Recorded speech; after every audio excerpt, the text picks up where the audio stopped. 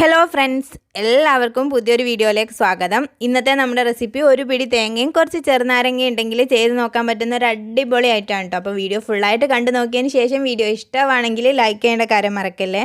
അപ്പം ഫസ്റ്റ് നമുക്ക് തേങ്ങ ഇതുപോലെ ഒരു മിക്സിയുടെ ജാറിലേക്ക് ഇട്ട് കൊടുത്തിട്ട് നല്ല ഫ്രഷ് ആയിട്ടുള്ള കുറച്ച് തേങ്ങാപ്പാൽ എടുത്ത് വെക്കണം.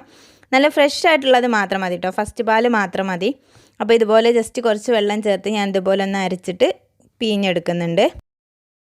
ഏകദേശം നമുക്ക് നല്ല കട്ടിയുള്ള ഒരു 1/2 to 1/4 കപ്പ് പാൽ മാത്രം മതി കേട്ടോ. ഇനി നമുക്കൊരു മിക്സിയുടെ ജാറിലേക്ക് ഒരു ഏലക്കായ, അതുപോലെ 1 ടീസ്പൂൺ അളവിൽ ഇഞ്ചിയും കൂടി ചേർത്ത് കൊടുക്കുന്നുണ്ട് കേട്ടോ. ചെറിയ പീസാക്കിയിട്ട് കട്ട് ചെയ്തിട്ടുള്ളതാണ്.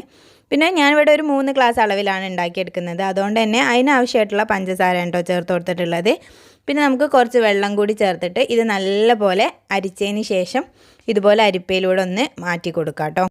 തണുത്ത വെള്ളമാണ് എടുക്കുന്നതെങ്കിൽ അങ്ങനെ മതി കേട്ടോ, പ്രശ്നമൊന്നുമില്ല. പക്ഷേ തണുത്ത വെള്ളം അല്ലെങ്കിൽ ഇതുപോലെ നല്ലപോലെ ഒന്ന് തണുപ്പിച്ചെടുക്കാം.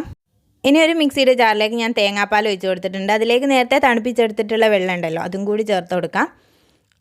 അത്യാവശ്യത്തിന് ഞാൻ ഫുള്ളായിട്ട് ചേർക്കുന്നില്ല കേട്ടോ, ആ വെള്ളം മൊത്തമായിട്ട്. പിന്നെ ഇതിലേക്ക് ഞാൻ ഒരു ചെറിയ കഷ്ണം നാരങ്ങയാണ് കേട്ടോ ചേർത്ത് കൊടുക്കുന്നത്. ഒരു പകുതി മതിയാവും. എന്നിട്ട് അത് തോലോടുക്കെ തന്നെ നല്ലപോലെ ഒന്ന് അടിച്ചിട്ട് ഇതിലേക്കൊന്ന് അരിച്ചെടുക്കാം. ഇങ്ങനെ ചെയ്തെടുക്കേണ്ടത് നമ്മൾ കുടിക്കുന്ന ആ ഒരു സമയത്ത് മാത്രം അതുപോലെ ചെയ്താൽ മതി കേട്ടോ. അല്ലെങ്കിൽ നമുക്ക് ആ വെള്ളം മാറ്റി വെച്ചിട്ട് എല്ലാം എടുത്ത് സെറ്റാക്കി വെച്ചാൽ മതി. കുടിക്കുന്ന ആ ഒരു സമയത്ത് മാത്രം നമ്മൾ ഇതുപോലെ ചെയ്തെടുത്താൽ മതി കേട്ടോ. നോമ്പിനൊക്കെ ഉണ്ടാക്കിയെടുക്കുകയാണെങ്കിൽ അങ്ങനെ ചെയ്യാം. ഇനി അല്ലാതാണെങ്കിൽ നമ്മൾ കുടിക്കാൻ പോകുന്ന ആ ഒരു സമയത്ത് മാത്രം ഇതുപോലെ ചെയ്തെടുത്താൽ. ഈ കസ്കസ് ഉണ്ടെങ്കിൽ കുറച്ച് കുതിർത്ത് വെച്ചിട്ടുള്ള കസ്കസും കൂടി ചേർത്ത് കൊടുത്ത് നല്ലപോലെ ഒന്ന് മിക്സ് ചെയ്ത് കൊടുത്തിട്ട് നമുക്ക് സെർവ് ചെയ്യാം കേട്ടോ. വേറെ ഒന്നുമില്ല, നമ്മൾ ഒന്ന് മാത്രം ശ്രദ്ധിക്കാനുള്ളൂ. നാരങ്ങയും തേങ്ങാപ്പാലും ആയതുകൊണ്ട് നമ്മൾ അടിച്ചെടുത്ത സമയം ഉടനെ തന്നെ കുടിക്കാൻ വേണ്ടിയിട്ട് ശ്രമിക്കണം, അത്ര മാത്രമേ ഉള്ളൂ.